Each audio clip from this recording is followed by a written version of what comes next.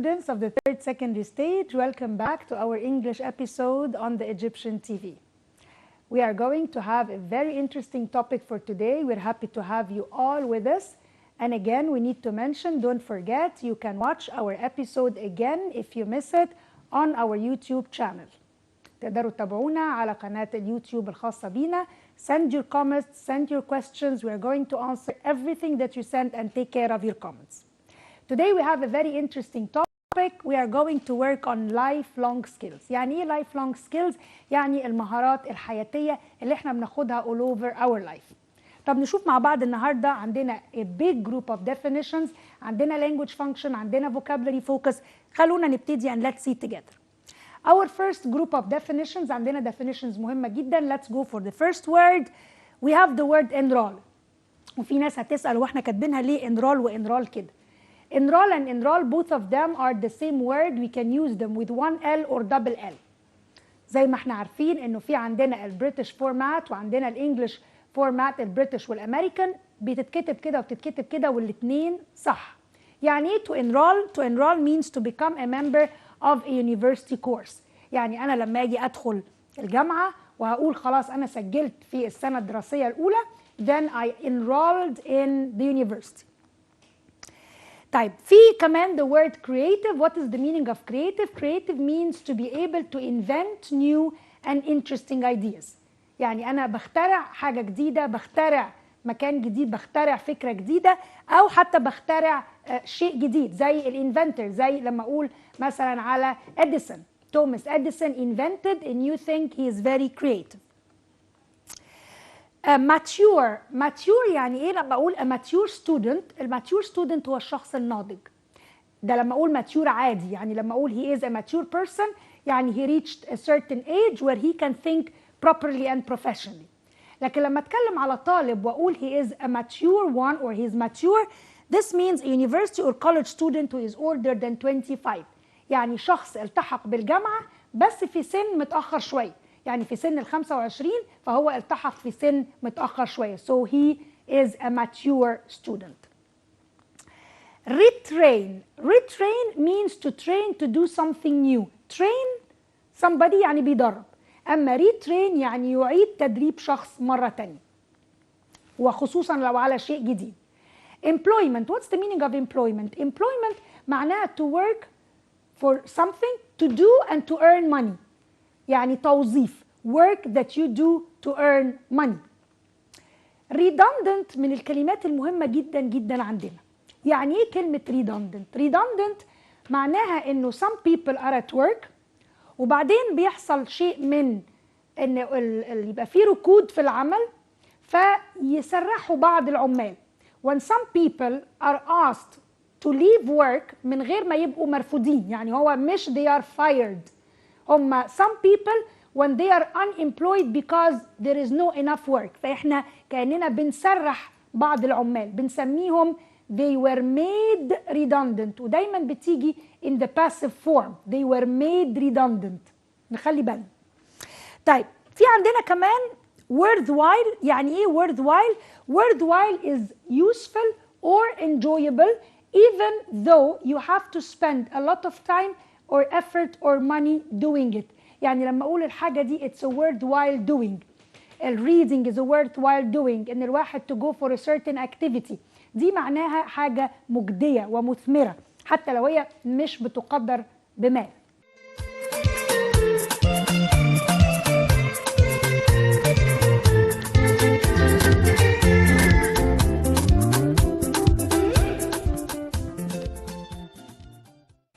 What is a promotion? A promotion is a move to a better job at work. يعني أنا لما اتنقل من مكان شغلي لمكان أحسن شوية، أنا كنت بشتغل employee وبعد كده بقيت manager، هنا حصل حالة من البروموشن، يعني إن أنا اتقدمت. أقدر أقول to be promoted if I want to use it in a verb form. Receptionist. What is a receptionist? A receptionist is someone whose job is to help people at a hotel or office. الريسبشنست اللي بيبقى قاعد قدام وهو اللي بيقدر يدي مساعدات للناس لو بيسألوا على حاجة أو عايزين يعرفوا معلومة عن المكان. Qualified. The person who is qualified is the person who is having qualifications. فالشخص اللي qualified يعني عنده qualifications عالية، يعني عنده مؤهلات عالية for a job. He is qualified. Employer is someone who pays people to work for them. يعني صاحب العمل بنسميه is the employer. أما الشخص اللي بيشتغل he is the employee. أوكي، عشان نخلي بالنا في الفرق ما بين employer and employee. Employee is the person working, while employer is the person who hires, who is the manager. Okay? Employee لسه كنا بنقول employee is someone who is paid to work for another person. ده الموظف اللي بيدفع له عشان يشتغل مع حد تاني. Employable, it is very important. It's to have the skills and qualifications that help you to find work. يعني أنا لما يكون عندي الskills وعندي الqualifications أقول this is employable. تساعدني للتوظيف. It helps me to be employed. Okay. Now we have finished the part of the definitions and we are moving to the prepositions and expressions. في عندنا prepositions و expressions مهمين جدا. هنبتدي with the first one. Present him with an award. يعني ايه to present him with an award? Present him يعني كأني بديله بأهديه بجائزة. So for example لو أنا قلت إنه نجيب محفوظ was presented with an award يعني ادينا له جايزة. He was awarded. هي كأني بقول awarded. طيب if I say someone is studying by distance learning, what is distance learning? يعني ايه distance learning? Distance learning هو التعلم عن بعد. وأظن ده it has been very common these days وبقت حاجة عامة عندنا دلوقتي إنه people are studying at distance. So I can be in Egypt and I'm studying in Canada. Why? Because there is distance learning. So distance learning التعلم عن بعد أو بيتعلم عن طريق مكان هو مش موجود فيه بكيانه. Okay, another important expression is in 2 years time. وهنا محتاجين ننبه على حاجة مهمة جدا.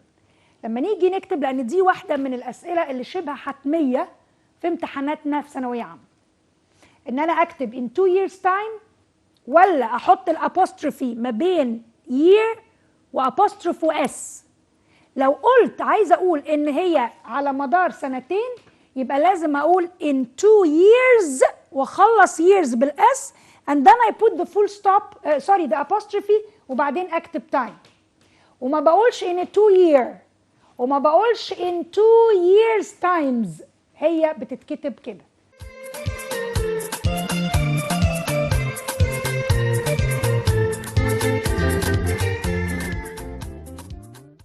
So in 2 years time as we said لازم تتحط in that form. Okay. Out of interest بعمل حاجة out of interest يعني بعمل حاجة وأنا عندي شغف بيها ومهتم بيها. Like I say for example I helped this man out of interest. I read this story out of interest. مهتم بالحاجة ف that's why I went to it. طيب في عندنا كمان to look around و for. اتكلمنا قبل كده عن كلمة look around وقلنا أو اتكلمنا عن ال preposition with look and we said في عندنا look up وفي عندنا look at وفي عندنا look for وفي عندنا look after. لو تفتكروا طبعا look at يعني بينظر لشيء، look for بيبحث عن شيء، و look after بيراعي حد، و look up يعني بيدور على حاجة ولكن حاجة مش ملموسة زي information على الانترنت زي a phone number and so on. في عندنا النهاردة look around و look around يعني بيبحث عن حد، ودي من الحاجات المهمة لما أقول I started to look around for him يعني بدور عليه. One of the important expressions كمان to take up opportunities. كلمة غريبة شوية مش متعودين عليها. opportunities يعني فرص. فلما أقول to take up opportunities يعني بحاول أستفيد من الفرصة. لما أقول مثلا فلان is working in a certain company and I'm trying to take up the opportunity to get hired يعني بحاول أستغل أو أستفيد بالفرصة بطريقة positive إن أنا أقدر أخد مكان في الشغل.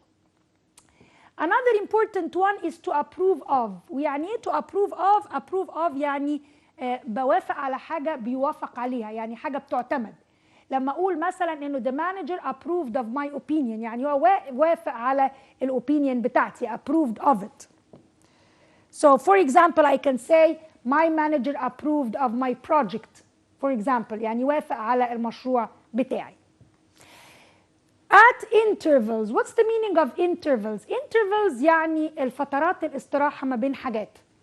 يعني لما أقول مثلا إنه في بنتفرج على a play مسرحية and there is an interval. Interval يعني الفرق أو الوقت اللي بين المشهد الأول المشهد الثاني الفصل الأول.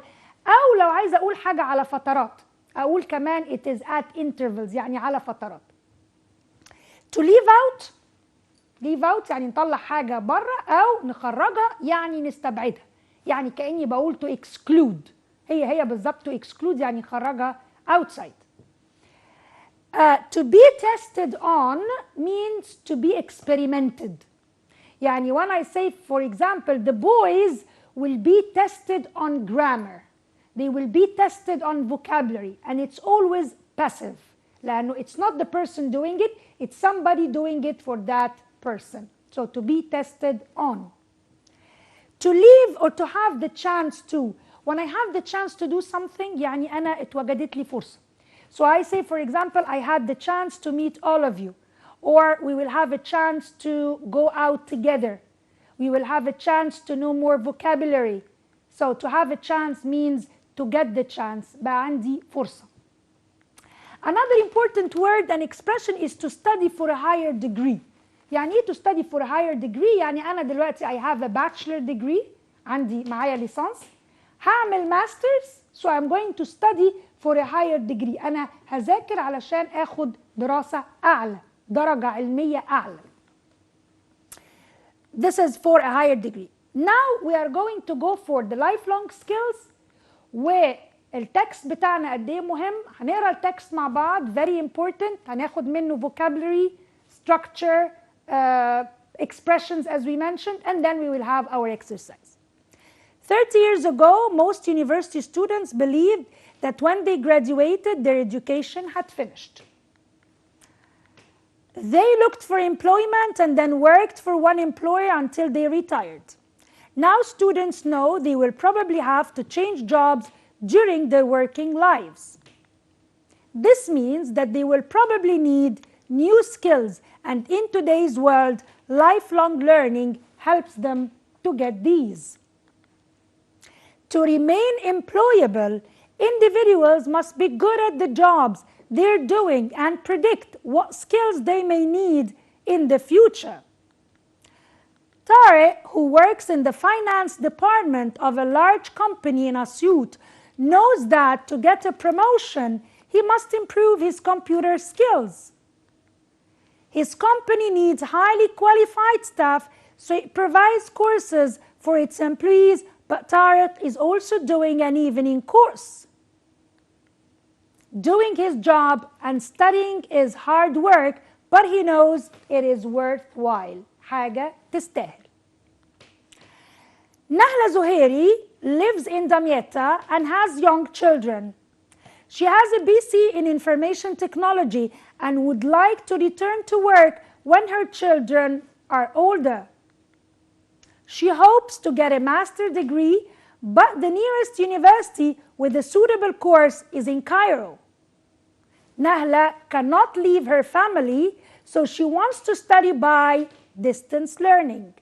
This is when students and teachers are in different places. Nahla has now enrolled on an MSc course and is very happy. All the information she needs is on the internet, and her teachers communicate with her by email. In 2 years' time, Nahla hopes to get her master's degree after studying in her own home and without leaving her family. Now, with the text, we understood that people now are getting distant learning. They are working from their own home. They can learn still even if they are old. Even if they have difficult conditions, they still can have some kind of good learning. And they are continuing to learn because it's a lifelong learning. Now we are going to some language notes that we're going to use now. What kind of language notes are we going to be using? The first word is reward. To reward or a reward. If I say to reward, it's a verb. Like, for example, the government rewarded the expertise, or the government rewarded the writer. To reward يكافئه. And the writer received a reward. هو كمان استلم جايزة. So it can be used as a verb and as a noun. لو أنا قلت an award، والفرق بين reward and award، الريورد هي مكافأة عن شيء. أما الأوورد من غير الار اي، award دي عبارة عن جايزة لحاجة علمية حصلت. يعني أنا لما أقول إنه هذا الطفل for example this boy has done something great، عمل حاجة كويسة، جاب نمرة حلوة، عمل a kind jest كده to somebody، اديته reward، اديته مكافأة عن الحاجة. لكن الأوورد هي مكافأة علمية أو شهادة علمية، حاجة رسمية after some good time of work and knowledge. He gave the children some chocolate to reward them for behaving well, and she was awarded يعني أخذت الجائزة العلمية أو التقدير زي ما بنقول عليه degree in 2002. طيب عندي كمان كلمة object و object، حتى البرونسيشن بتتغير، الستريس is changed. object this is a noun يعني شيء. لما أقول this is an object ده شيء. my books these are my objects حاجاتي أشيائي. لكن لما أقول object هنا بعترض، وعادة it comes with the preposition to. so I say he objects to my words. objects يعني هو رفض كلامي أو اعترض على كلامي. كمان object اللي هي شيء ممكن تبقى شيء وممكن تبقى هدف. this is my object يعني ده هدفي. so I can use it this way or that way. The committee strongly objected to the report's recommendation. يعني الكوميتي رفضت، اعترضت بشدة. strongly object to the report's recommendations. Or look, there is a strange object in the sky. بص في حاجة بتطير في الهواء. There is a strange object in the sky. طيب عندي كلمتين محتاجة أقول إن في كتير قوي بنغلط فيهم حتى بعد ما بنخلص مدرسة، وبننطقهم مش مظبوطين وبيفرق جدا المعنى. عندي the first word desert and the other word اللي تحت desert، وفي عندنا desert verb وعندنا desert noun. طب إيه بقى اللي إحنا بنحكي عليه؟ أولا التو words اللي مكتوبين زي بعض. لما أقول desert noun يعني صحراء. لما أقول Egypt has a vast desert يعني فيها صحراء كبيرة. Egypt has a vast desert. لكن لما أقول for example he was deserted، deserted هنا معناها abandoned يعني هجر يعني ترك. لما أقول مثلا this is a deserted place، لما نتكلم مثلا على الصحراء اللي عندنا نقول هي desert بس كمان it is deserted. deserted يعني مهجورة abandoned. This house is deserted يعني مش موجود. في كمان عندنا كلمة هقولها بالمناسبة بتاعتها dessert بس بتتكتب باتنين اس، ودي معناها حاجة حلوة، اللي بعد ما بنخلص أكل بنقول فين الديزرت. فلازم ناخد بالنا في ال difference between the pronunciation and the spelling. لسه كنا بنقول the word dessert اللي هي الحلوى، ودي بنفرق ما بينها اللي بعد الأكل بنقول dessert مش desert وتتكتب with double S. Okay, this area of the country is mostly desert وهنا تبقى noun. Mona was deserted by her husband يعني هجرها، he left her. وآخر واحدة after dinner we had ice cream for dessert. ونخلي بالنا في الفرق ما بين اتنين، ودي من الحاجات اللي بنهتم بيها ان انتوا تفرقوا ازاي تكتبوا desert و dessert and the difference between them. طيب نشوف كمان ميك اب. وميك اب عندنا فيها كذا حاجة. طبعا ميك اب البنات بتحطوا دي this is something different. لكن كمان ممكن اقول to make up your mind يعني to decide. يعني لما اقول dad made up his mind and we are going to travel tomorrow. He made up his mind يعني قرر. He decided. To make up your mind. To decide. I must make up my mind very quickly. لازم أقرر حاجة وآخد decision.